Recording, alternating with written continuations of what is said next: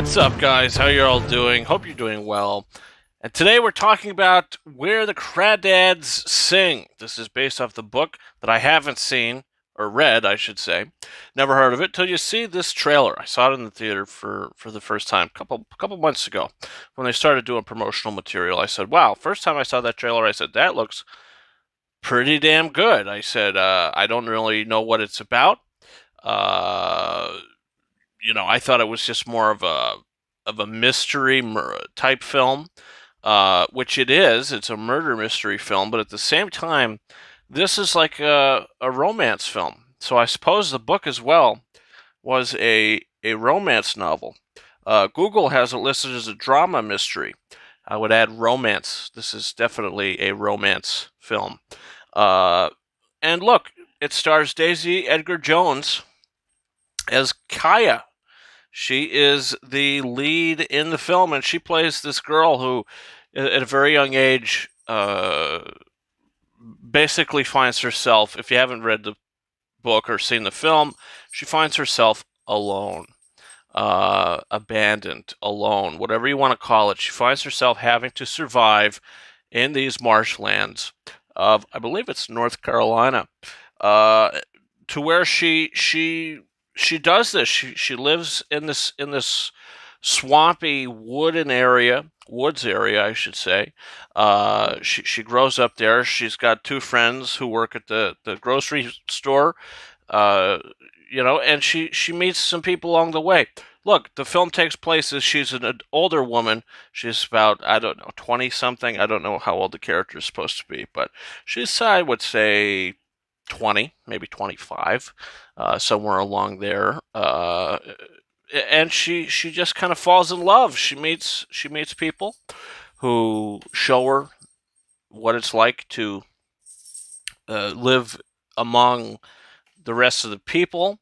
How do the people interact with her, seeing that she is this sort of this myth, almost this person that's like a Sasquatch, living in the woods, the missing link.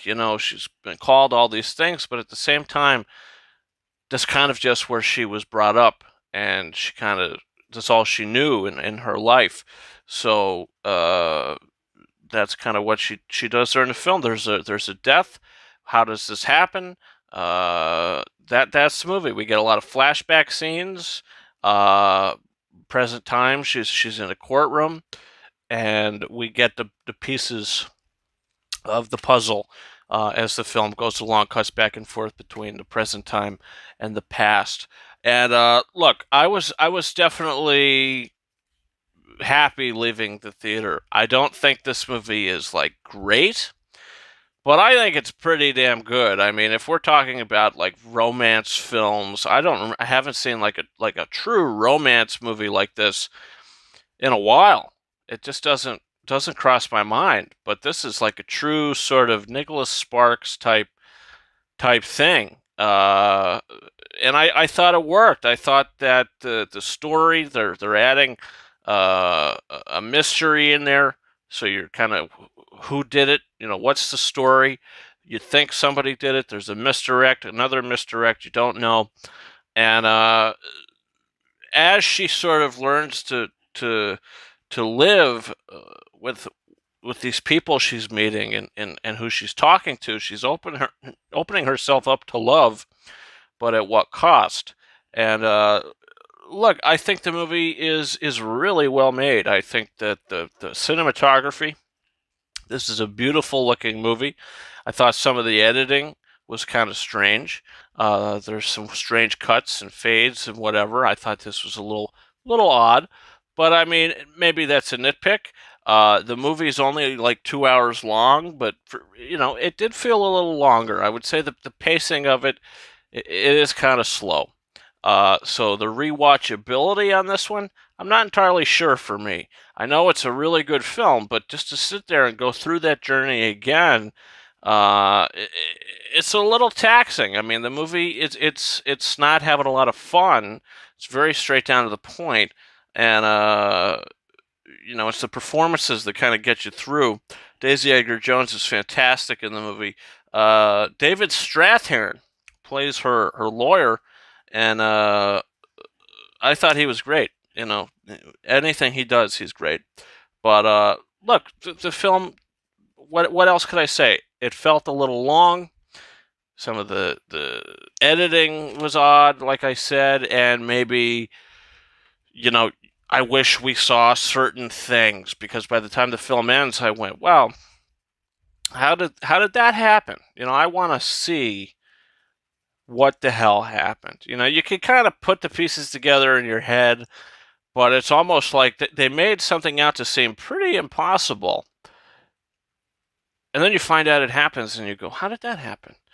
And they don't really tell you. But other than that, uh, this is a 4 out of 5 film. I was a fan of it, and like I said, the rewatchability of this, who really knows?